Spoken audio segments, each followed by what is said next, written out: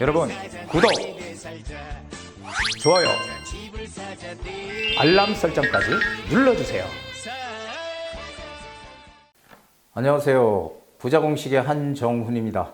자, 오늘은 좀 재밌는 주제를 정해봤습니다. 때려라 때려 서울부동산, 더 때려라 강남부동산. 제목이 아주 좋죠? 네. 자, 지금 정부에서 계속 규제를 하는 첫 번째 목표 타겟이라고 하죠. 타깃이 강남이잖아요. 강남 집값은 무조건 잡아야 된다. 그래서 규제를 해서 강남 집값 못 오르게 해야 된다. 자, 그렇다고 그래서 자꾸 지금 몽둥이로 두드려 패잖아요. 근데 왜 이렇게 지금 그 강남을 자꾸 때릴까요? 자, 이게 지금 정부 인식이 이렇습니다. 이 서울은 무조건 때려야 되는데, 그 집값을 떨어뜨려야 되는데, 강남 집값, 특히 그 중에서 강남 집값은 무조건 잡아야 된다. 이런 논리죠. 이거 못 잡으면 서민들이 소외감이 커진다라는 겁니다. 왜냐면 집값 격차가 많이 벌어지니까. 자, 그리고 강남은 이 부자들과 투기꾼들의 놀이터다. 그래서 이 부동산, 이 불로소득으로 보는 거거든요. 이 집값이 오르는 건 불로소득으로 보니까 이 부동산으로 부를 축적한 이 투기꾼들이 모여있는데 강남이야. 이런 식으로 지금 인식을 하고 있는 게 현실입니다. 그래서 자꾸 몽둥이를 때리는 거예요. 자꾸 꼼짝 마라 하고 마구 때리는 거죠. 자, 그런데 그래서 이 정책으로서 시장을 잡겠다는 논리를 피고 있죠. 지금 청와대 김수현 정책실장의 이 저서 2011년도인가 그럴 거예요. 이게 저서가. 근데 부동산은 끝났다.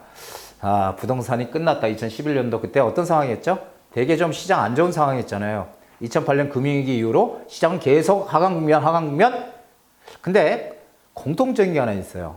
부동산 폭락한다라는 이 안정, 부동산 폭락한다, 떨어진다, 집 사지 마라, 이런 책들이 나오는 거는 항상 경제가 안 좋을 때 나와.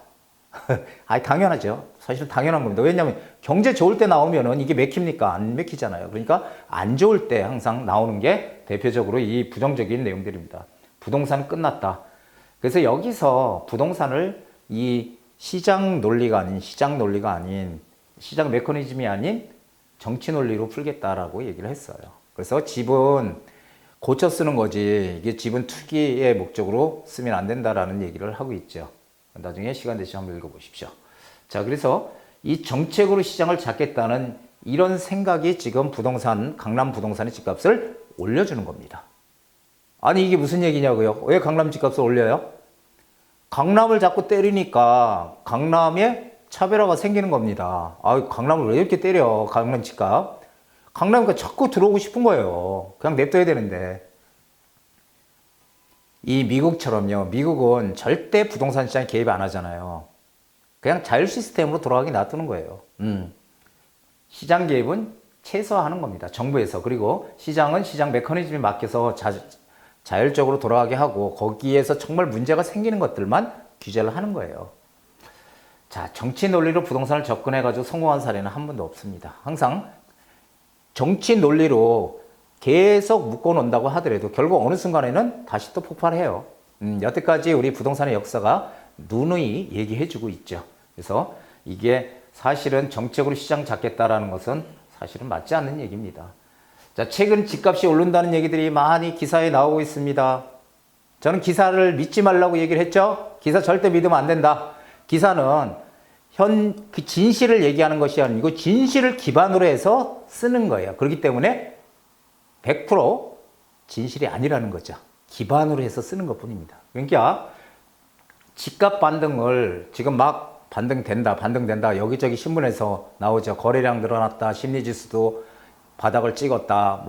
다 나오죠. 이런 것들 나옵니다. 자, 그런데 지금 각종 규제로, 제가 판단하기 그렇습니다. 각종 강한 규제로 시장은 이렇게 올라가려고 하는데 이걸 갖다 이렇게 누른 거예요. 각종 규제로 눌러 놓으니까 시장이 실제로 밑으로 눌렸죠. 눌렸는데 시간이 지나니까 다시 제자리 찾기를 지금 하고 있는 거예요. 왜?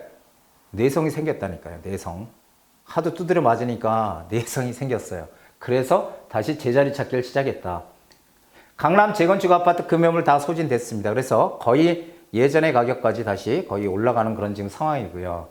강북 곳곳에서도 실수요자들이 움직이기 시작하고 있다. 이런 기사들 보셨죠? 이런 거 나오고 있습니다. 일시적일 수도 있어요.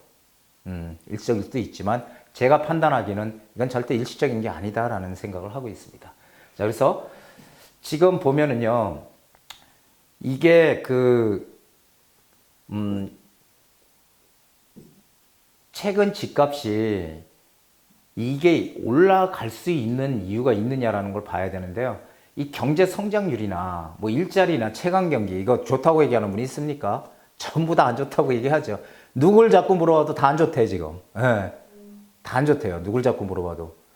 자, 그런데 우리나라는 지금 그런데요. 이 미국이나 일본이나 중국은 지금 어떻게 돼요? 잘 가고 있어.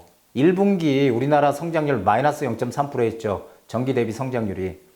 미국은요, 3.2% 성장했어, 1분기에. 자, 우리가 미국은 경제 규모가 우리보다 15배 이상 큰 나라예요. 그런데 미국이 3.2% 성장하고 우리는 마이너스 0.3% 했다는 건 말이 안 되는 얘기죠. 예. 우리가 3.2% 성장을 하고 미국이 한 1% 성장했다. 이건 정상적이라고 볼 수 있어요. 경제 규모로 보면은. 근데 지금 거꾸로도 너무 심하게 거꾸로 가고 있다. 일본도 그렇고, 다 어느 정도 가고 있는데 우리나라만 지금 마이너스로 가고 있죠. 자, 그렇다면 이게 지금 집값이 왜 움직일까? 여러 가지 요인이 있겠죠. 여러 가지. 아까 얘기했지만 자꾸 때리니까 내성이 생겨서 그럴 수도 있고요. 반대로 또 이런 얘기도 있어요. 리디노메이션이라고 해서 리디노메이션. 이게 이제 화폐 단위를 줄이는 거예요. 1,000원, 만약에 만 원을, 현재 가치 만 원을 갖다가 뭐 100원으로 줄여. 공 두 개를 줄이는 거죠.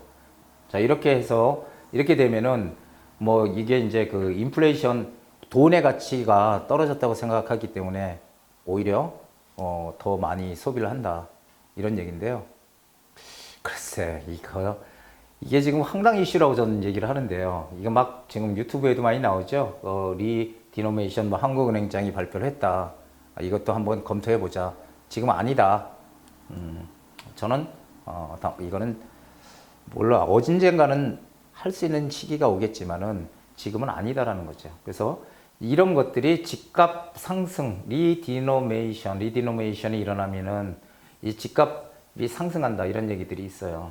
돈의 가치가 갑자기 툭 떨어져 버리니까 200원으로 되잖아요. 만 원짜리가 100원으로 되니까 이게 집값 상승에 기대감을 일으킬 수 있다 이런 거 하고요. 그리고 내년 총선 결과에 따라서 모든 정부가 그렇잖아요. 일단은 정권을 다시 창출하는 게 목표죠. 그러다 보니까 이게 정책이라는 게 정권을 잡기 위한 하나의 수단으로 인해서 자꾸 바뀔 수가 있다는 겁니다. 어떤 상황에 따라서 만약에 정말 이렇게 해서 안 되겠다 하면은 바뀐다는 거죠. 그래서 이런 인식, 규제 정책 변화가 생길 가능성도 있다. 내년 총선 결과에 따라서 이런 것들 때문에 또 이제 그 심리적으로 집값이 반등한다 이렇게 보는 견지도 있습니다. 그런데 경제 상황이 안 좋은데 부동산만 오를 수 있을까요? 많은 분들이 그런 얘기 하세요. 경제 상황이 안 좋은데 부동산 오를 수 있어요? 이게 원론적으로, 경제학에서 나오는 원론적으로 보면요. 경제가 안 좋으면 성장률이 이게 떨어지게 되면은 이 부동산 가격이 뭐고 다 좋을 수가 없어요. 소득도 떨어지는데. 자, 이거 한번 보시죠. 소득이 늘어나요. 경제가 좋아서 월급을 더 많이 줘. 일자리도 많이 만들어. 소득이 많이 늘어나게 되면요. 늘어날 만큼 소비를 많이 하잖아요. 예, 소비를 하게 되면 어떻게 돼요? 기업들은 소비가 잘 되니까 생산을 늘리겠죠. 생산을 늘리려면 또 어떻게 해야 돼? 인원을 또 뽑아야 되잖아. 예, 그래서 일자리가 늘어나게 되는 거고요. 이걸 우리가 소위 얘기하는 경제 선순환 구조라고 해요. 선순환 구조. 이렇게 되면은요. 이게 전부 다 부동산 자산 가격들이 상승하는 겁니다. 그런데 소득이 감소했다. 아니, 내 월급이 줄어들었어. 경기가 안 좋아서 월급이 깎이거나 동결이 되거나 오히려 이렇게 되면요 어떻게 돼요? 내가 일정 소비를 했던 걸 줄일 수밖에 없잖아요. 그럼 소비가 줄어들면은 기업들이 잘 안 팔려 물건이 그러니까 생산도 줄일 수밖에 없죠. 그러면 어떻게 또 인원을 감축해야 돼. 이걸 바로 우리가 경제의 악순환이라고 하거든요. 이런 악순환 구조로 가게 되면 자산 가격 하락해요. 부동산 가격. 자, 이게 가장 기본 원론이에요. 이런 기본 원론. 그래서 부동산 가격이 오르지 못한다는 겁니다. 그러나 지금 부동산 가격이 오르는 이유는 뭐예요 도대체? 그러면은 경제가 지금 이렇게 안 좋은데 이건 바로 제가 늘 얘기했지만 이 이유는 뭐라고요? 크게 세 글자? 유동성. 이 유동성 때문이에요. 돈이 지금 시중에 많이 풀려 있어. 근데 경제가 좋으면 이 돈들이 경제 각 분야로 싹 흘러 들어가서 선순환 구조를 만들 수 있거든요. 그런데 경제가 안 좋아. 그러니까 갈 곳 없는 이 돈들이 전부 다 이 그래도 경험을 해봤던 안전자산이라고 소위 얘기하는 이 부동산 쪽으로 흘러간다는 거죠. 실물자산. 그래서 이 실물자산 쪽으로 부동산, 이 단기 부동자금이 흘러간다. 이게 지금 단기 부동자금 한 1200조 된다고 하죠. 이 돈들이 갈 곳 없이 지금 부동산 쪽으로 가고 있다. 또 올해 보면은 플러스 올해 보면은 토지 보상금이 또 풀린다고 합니다. 그리고 향후 이 3기 신도시 GTX 이런 개발에 따른 이런 추가 보상금까지 풀려서 앞으로 시장은 상당히 지금 이게 어떻게 될까요? 금리 인상 하면은 되는데 금리 인상 못하고 오히려 금리를 만약에 금리 인하게 되면은 어떻게 돼요? 유동성은 더 커진다라는 거죠. 이렇게 되면은 부동산 시장에 오히려 더 오를 수 있는 요건을 만들어 간다라고 보는 거죠. 자, 서울 집값이 상승할 수밖에 없는 이유. 지금 서울 집값이 상승하는 이유. 아까도 뭐 그런 이유도 있었다라고 얘기했지만, 뭐 리디노미네이션 이런 것도 있었다고 얘기했지만, 상기 신도시 발표가 결정타라고 저는 보고 있습니다. 상기 신도시 발표가 됨으로 인해서 모든 사람들이 딱 생각하는 게 뭐예요? 어이구, 이거 공급 많이 쏟아지겠네, 신도시에. 이렇게 생각하잖아요. 자, 그런데 항상 부동산 가격은요, 뭐에 달렸어? 수요와 공급에 달렸다고, 수요와 공급에. 수요가 많으면 가격은 올라가는 거고요. 수요가 작고 공급이 많으면 가격은 떨어지는 거예요. 자, 그래서 수요가 많은 곳에 공급을 늘리면 집값은 잡히는 거야. 그래서 수요가 많은 곳은 어디냐고요? 어디예요? 지방이요? 경기도요? 서울이 가장 많잖아요, 수요가. 비싸서 못 들어오지. 그렇죠? 자, 수요가 비싼 곳에 공급을 많이 하면은 집값이 평준화될 거 아니에요? 떨어지면서. 이거 누가 모릅니까? 애도 다 알아요. 그렇죠? 근데 왜 이렇게 안 할까요? 정부는 지금 이 가격 비싼 서울에 자꾸 모여 들어와 살지 말고요. 신도시 만들어줄 테니까, 신도시도 뭘로 만들어주냐? 자족도시로 만들어준대. 그러니까 이쪽에서 빨리 접근성 좋게 해줄 테니까 이쪽에 가서 살으라는 거야. 집 사지 말고 지금. 이게 지금 정부 정책 방향이에요. 그런데 우리 아시다시피 이 부동산 시장에 참여하는 이 시장 참여자들이요. 바보가 아니거든요. 알 거 다 압니다. 왜 몰라요? 다 알아. 이런 것들이 나오니까 결국 공급이 가장 부족한 서울이 답이구나. 이렇게 생각한다는 거예요. 그래서 조금만 부동산에 관심이 있는 분들은 서울로 어떻게든지 들어오려고 하는 거라고요. 그걸 아셔야 된다니까. 그리고 제가 누누이 얘기하지만 강남 좀 그만 내버려 뒀으면 좋겠어요. 강남. 왜 강남 때리기 자꾸 합니까? 그만 내두세요. 강남 때리기 하면 강남 집값 더 오른다고요. 자, 2015년 기준으로 통계청 총 주택수 1,700만 채, 서울 280만 채, 강남 상구 49만 채, 49만 호잖아요. 강남 상구. 전체 주택의 약 3%래요. 3%. 전체 주택의 3%. 이거 왜 3% 가지고 자꾸 그냥 정부에서 때립니까? 3%가 중요한 게 아니고 우리는 97%가 중요하잖아요. 97%를 위해서 정책을 좀 피자고요. 제가 한번 조언을 한번 드려볼게요. 97%를 위한 주거정책 조언. 자, 규제 일변도의 정책을 바꿔서요. 시장 개입을 최소화하는 겁니다. 결정적인 순간에만 정부가 시장에 개입을 하면 됩니다. 그리고 강남권 그냥 냅두고요. 3%들 알아서 잘 먹고 잘 살게 냅두자고요. 냅두고 비강남권 살리기, 그리고 지방, 경기권 이런 데 무조건 공급 물량 많이 넣을 게 아니라 거기도 좀 살 수 있게끔 해주자고요. 이래서 이 비강남권에 강남 빼고 나머지 지역들을 좀 살리는데 좀 우리 몰두하자고요. 그래야지 말로만 외치는 지역균형 발전이 되죠. 그냥 지역균형 발전이 거저 됩니까? 예, 그래서 수요가 있는 곳에 주택 공급하고 없는 곳은 하지 말자고요. 이게 공급 물량 조절을 하자는 얘기예요. 공급 물량. 수요가 없는데 자꾸 공급하면 어떻게 됩니까? 미분양 생기잖아요. 미분양. 하면 안 된다니까. 공급이 부족한 지역에 공급을 해줘야 되는 거죠. 제 말이 틀렸습니까? 자, 방법 뭐예요? 방법론.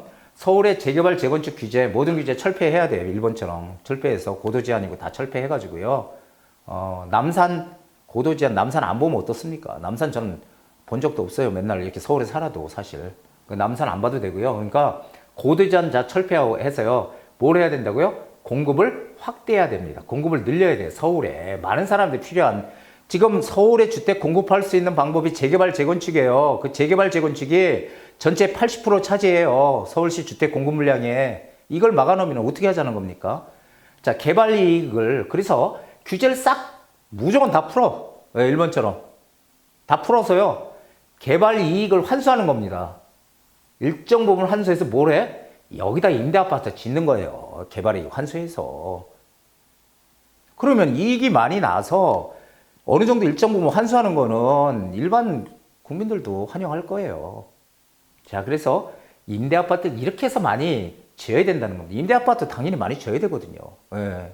이 서민 주거 복지를 위해서 많이 지어야 되는 거 맞습니다. 하지만 이런 방식으로 해서 자연스럽게 임대아파트가 늘어나야지 무조건 그 동네에 빌라들 사서 그걸 임대주택으로 쓰고 이런 건 의미가 없어요. 그래봐야 낡은 동네인데 뭐.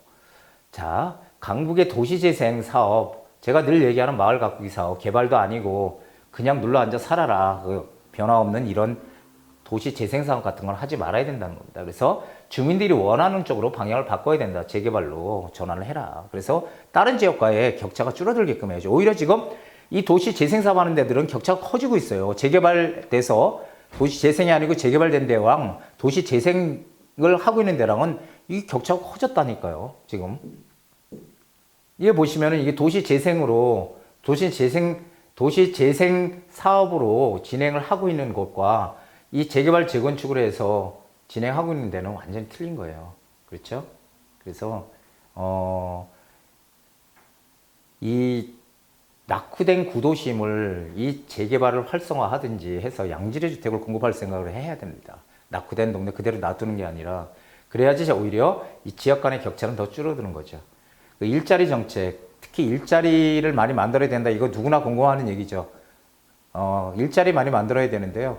강남에 일자리가 가장 많죠? 그러니까 강남에 자꾸 붙어 살고 싶어 하는 거잖아요. 그러면 우리가 어떻게 해야 돼?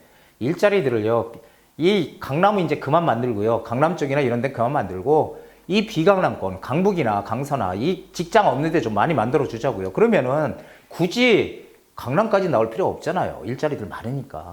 이제 그런 좀 백년 대계를 보고 가는 정책을 써야 된다는 겁니다. 자, 강남 그만 때리시자고요. 때리면 때릴수록요. 우리 군대에서도 그렇잖아요. 군대 예전에 막 빠따로 때리고 하던 시절이 있었거든요. 그거 맞으면 처음에는 무지 아프거든요. 근데 자꾸 맞다 보면요. 견딜만 해요. 그게 바로 내성이 생기는 건데 이렇게 자꾸 때려서 내성 생기게 만들면 안 되고요. 그러면 약도 없어요. 그다음부터 안 들어. 그러니까 우리는 어떻게 해야 돼? 의견을 수렴을 해서 좀 고통스러운 얘기도 들어보고 해가지고선 이 정책의 유연성을 좀 살려야 된다는 겁니다. 그 정부의 유연한 정책. 이런 것들이 앞으로 우리 정부에 가장 필요한 상황이 아닌가 이런 생각이 드네요. 자, 오늘 여기 구더기 무서 장 못 담구나 이렇게 돼 있는데 지금 막 그 재개발 재건축 풀어주면은 안 된다 이렇게 얘기하죠. 이게 바로 구더기 무서워서 장 못 담그는 겁니다. 재개발 재건축 풀어주고요. 거기서 규제 아까 말씀드렸죠. 풀어가지고 다 규제 풀어서 용적률 높여서 규제 풀어주고 사업성 높여서 짓게 되면 거기서 상당 부분 임대아파트 지으면 돼요. 예, 이 환수해서 그러면 거기에 대해서 반대하는 사람 없을 겁니다. 근데 그런 혜택 안 주고 무조건 임대아파트 지라고 하면은 누가 말을 듣겠습니까? 그래서 이렇게 항상 구더기 무서워 장 못 담그는 이런 정책은 피지 말고 항상 현실에 맞는 그런 정책들로 좀 갔으면 좋겠다는 게 제 생각입니다. 자, 제 강의가 오늘 어땠는지 모르시겠어요. 뭐 좀 반대 의견이 있는 분도 있겠지만은 되도록이면 좋아요도 많이 눌러주시기 바랍니다. 그리고 구독 버튼도 눌러주시고요. 자, 오늘 여기까지입니다.